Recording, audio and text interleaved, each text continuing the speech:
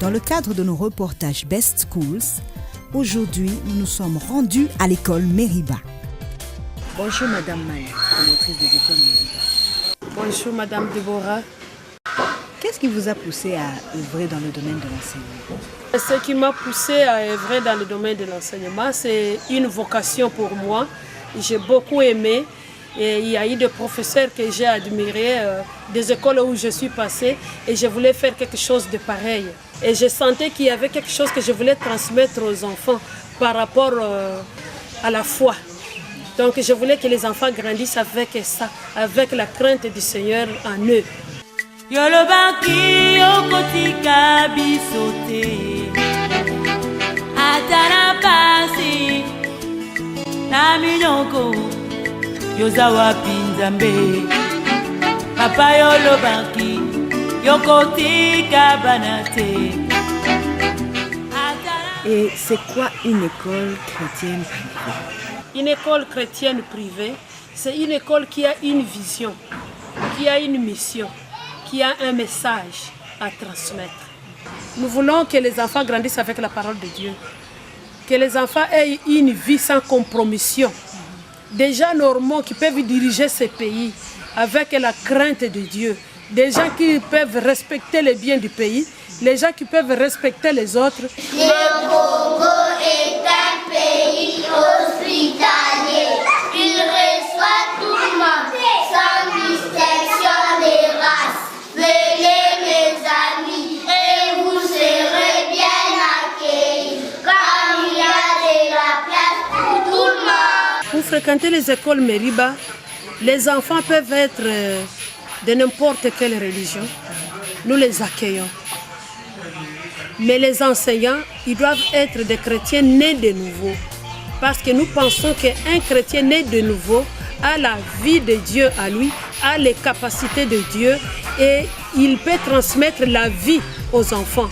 Nous ne voulons pas des enseignants qui viendront transmettre la mort, qui viendront transmettre n'importe quoi à nos enfants. C'est l'enseignant qui doit transmettre aux enfants. Et qu'est-ce qu'il transmet aux enfants? Nous devons nous rassurer qu'ils transmettent la vie. C'est pourquoi nous voulons des enseignants nés de nouveau, des enseignants chrétiens, des enseignants craignant Dieu. Nous sommes les Méridiens. Est-ce que les enfants qui sont d'autres confessions religieuses ne seront pas marginalisés à l'école Meriba? Est-ce qu'ils ne vont pas connaître une certaine ségrégation? Non, nous parlons avec les parents. Si les parents ne sont pas d'accord avec nous, nous croyons à la Bible, de Genèse à Apocalypse. Les parents qui ne sont pas d'accord avec nous, nous mettons les enfants à part quand nous devons parler de Dieu. Et les enfants ne seront pas marginalisés parce qu'ils comprennent et ils savent que nous ne prions pas tous au même endroit et on n'est pas obligé de venir dans mon église. Les enfants ne seront pas marginalisés. Les parents qui ne veulent pas, nous mettons les enfants à l'écart.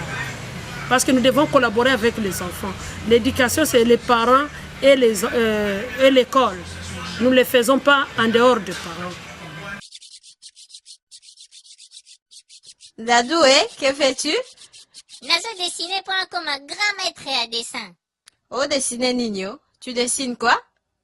Nazo dessiner papa. Les innovations pédagogiques aux écoles Meriba,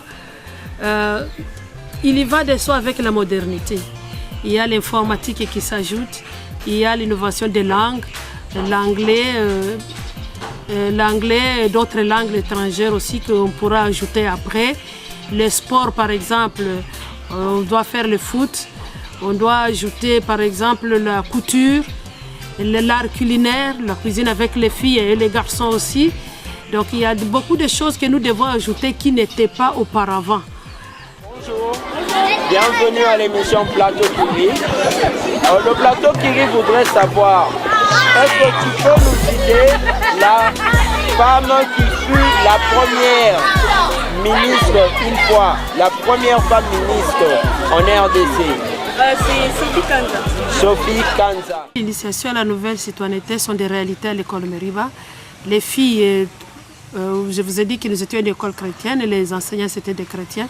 Je trouve que la fille est bien respectée.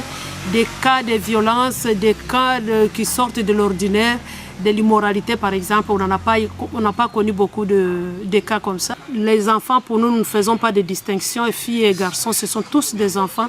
Nous les protégeons tous. Et les filles et les garçons, ils doivent se respecter entre eux. Et les enseignants doivent savoir que les enfants doivent être respectés aussi. Madame Maï, en tant que promotrice des écoles, qu'attendez-vous de l'État congolais et du ministère de l'EPS? Ce que nous attendons de l'État congolais, nous sommes des Congolaises, nous œuvrons au Congo, nous encadrons des enfants congolais. Et l'État congolais peut nous prêter main forte. Par exemple, pour la sécurité. Par exemple, il y a la justice. Il y a beaucoup d'écoles qui ont des problèmes de justice. Ils ne savent pas à quel sens se vouer. Nous n'avons pas assez de moyens pour nous traîner dans les tribunaux. À Meriba, par exemple, ça fait 16 ans que nous sommes au tribunal. 16 ans pour cette école-là.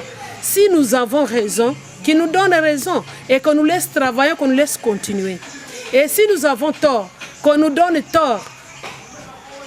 Qu'on nous donne tort et que cette histoire-là puisse se terminer. Avec ça, on ne sait pas vraiment travailler, on est vraiment mal à l'aise. Quand il y a des dons, qu'on pense aussi aux écoles privées.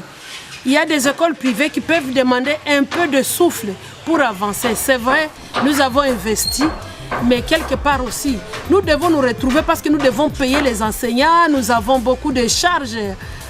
Quand on demande par exemple aux écoles de ne pas chasser les enfants, tout ça c'est bien, c'est vrai, c'est mauvais de chasser les enfants.